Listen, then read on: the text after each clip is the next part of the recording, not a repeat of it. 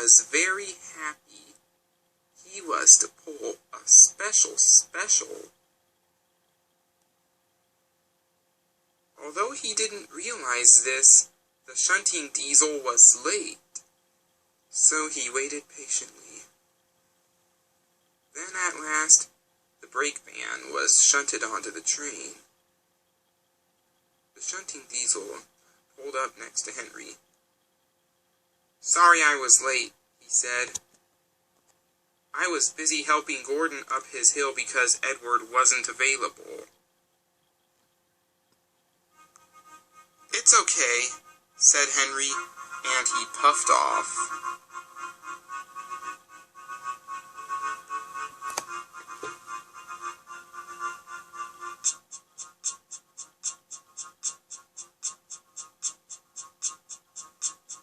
Henry puffed happily down the line.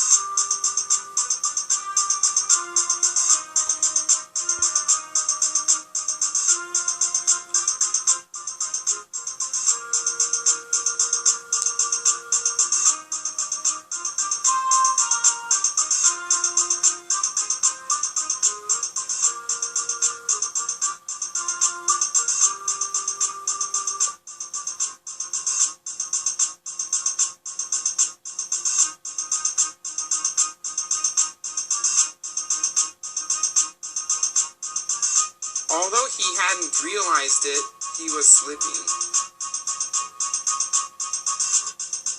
He came off the rails at a bridge.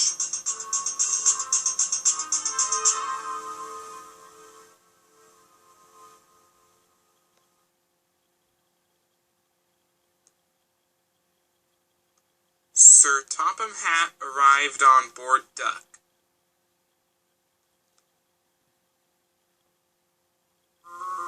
"The accident wasn't your fault," he said.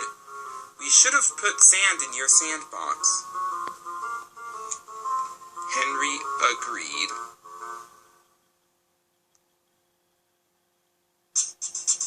Henry was repaired and had delivered his special just in time. "Thank you, Henry," said his driver. Henry heartily agreed.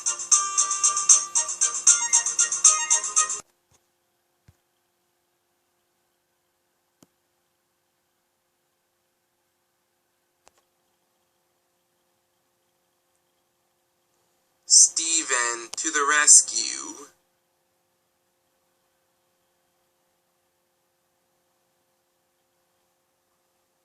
One day, Ari and Bert were being incredibly rude to Stephen. "We'll give him some rest in a scrapyard," chuckled Bert. "He's a clanking machine," laughed Ari.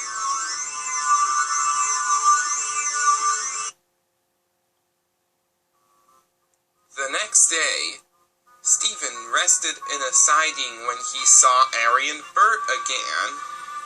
They were pulling a coal train. The troublesome trucks were behaving very badly. "Hold back," they giggled.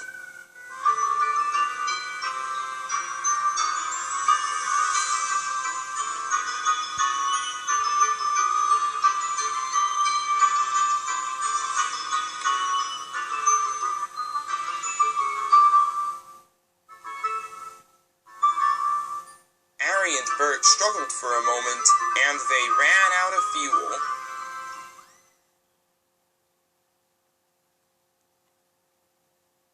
"What do I see here?" laughed Stephen. "Two diesels stuck on the tracks?" Ari and Bert did not say a word. Stephen switched to Arianbert's track and was coupled up. He huffed and puffed, and the train was moving again.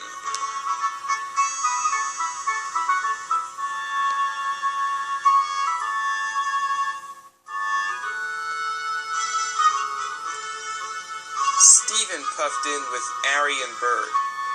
Sir Topham Hatt was waiting for them. "Great efforts today, Stephen. You will get a new coat of paint," he said.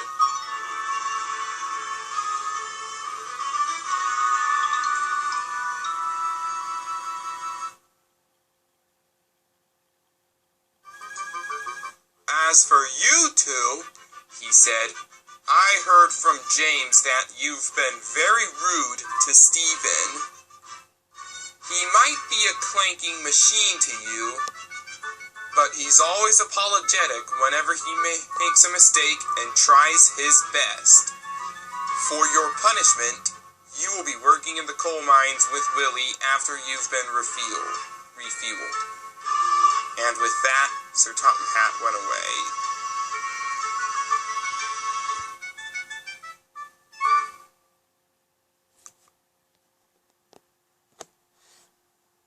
When Stephen arrived at the fuel depot, Arianbert apologized. "It's okay," he said. "Apology accepted." Stephen puffed away to collect his passenger train, leaving him knowing that he is a really useful engine.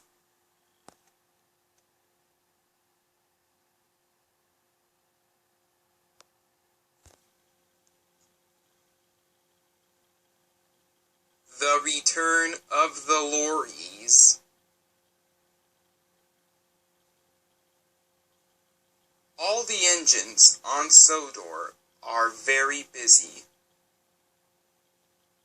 But not Percy and Mavis. "We're being overworked.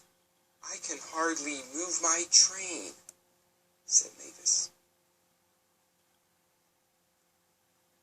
Then Hurricane puffed in.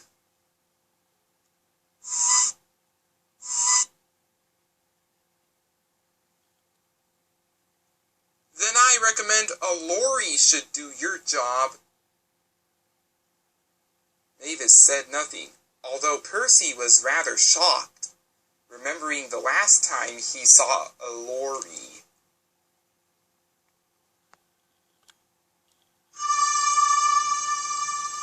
It wasn't long when they arrived.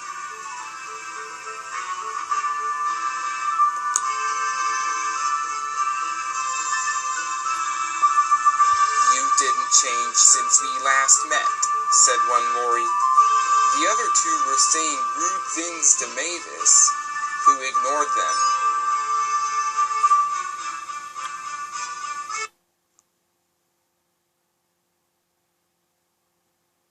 When Percy was in a siding, he saw one of the two lorries that was rude to Mavis. He was coming down a hill when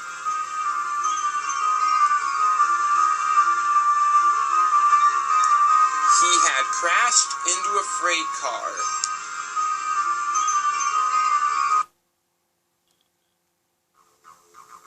Percy couldn't help but laugh, while the crashed lorry was humiliated.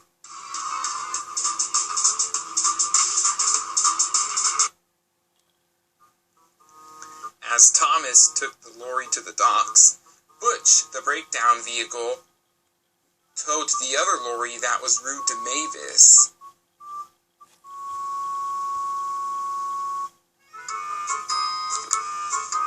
"What happened to him?" asked Thomas.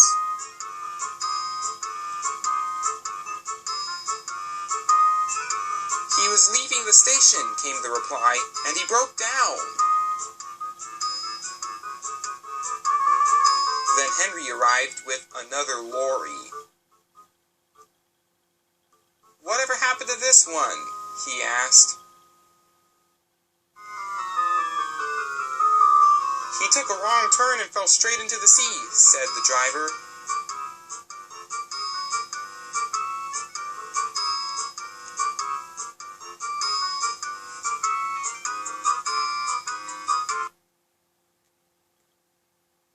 Well, bait back, you steaming kettles, said the lorries.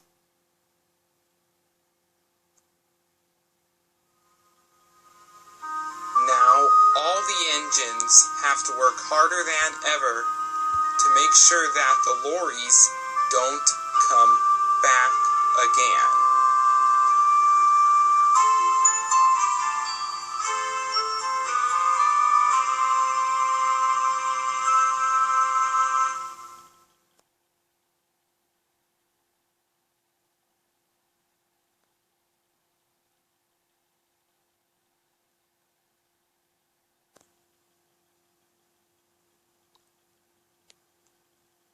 D261 Do Right.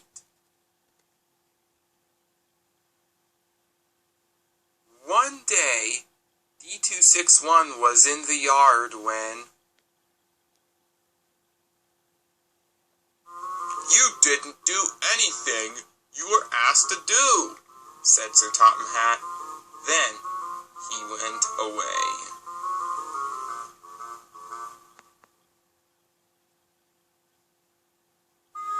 D261 was very cross. I make one mistake and poof, I'm in trouble. As D261 pulled into the station, he saw Stephen there.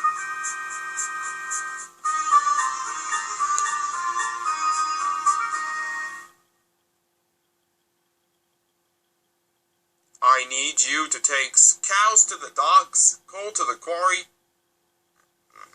I need you to take cows to the school, coal to the quarry, and lastly, stone to the docks, D261 said. What D261 did not know was that James was supposed to be taking the cows, Percy was supposed to be taking the coal, and Thomas was supposed to be taking the stone. First, he took the cows to the school. Next, he took coal to the quarry. Last, he took the stone to the docks. D261 waited and waited. I'm going to love this, he said to himself. Thomas, Percy, and James, said a familiar voice. You didn't do your jobs properly. James, the cows were needed at the docks, not the school. Thomas, the coal was needed at the docks, not the quarry. And Percy, the stone was needed at the school, not the docks, said Sir Topham Hatt.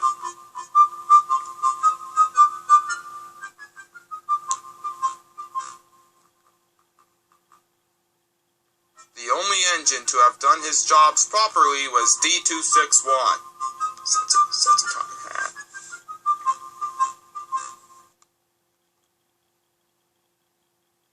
You know me, D261 Do Right, he said. Just then, Stephen came in. Sir, Thomas, Percy, and James are innocent, said Stephen. D261 was the culprit. He tricked me, he added. D261, it was you the whole time, said Sir Topham Hatt. You will work at the waste dump with Whiff and Scruff for 2 weeks, he added. Then D261 slithered away.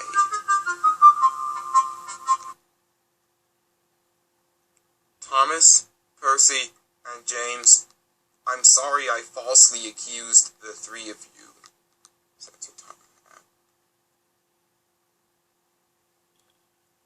Soon, the 3 engines forgave him. Then, James told Stephen about the time D261 had got a bowler hat stuck in his air intake. And the 4 engines laughed.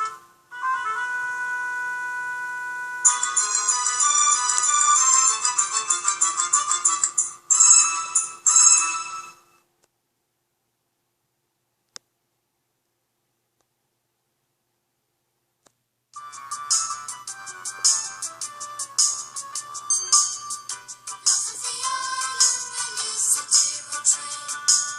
A little challenging, Toby is his name. He's great and old-fashioned, but careful and wise. His coach is Henrietta, and she's seen better days. His back is returning to the good old days, when they were busy working every day. But nobody buys them nowadays. They can't understand why things have changed. Their line is closing down today forever. Toby, oh Toby, what will become of you? The world's much nicer whenever we see you. Toby, dear Toby, there's still lots that you can do.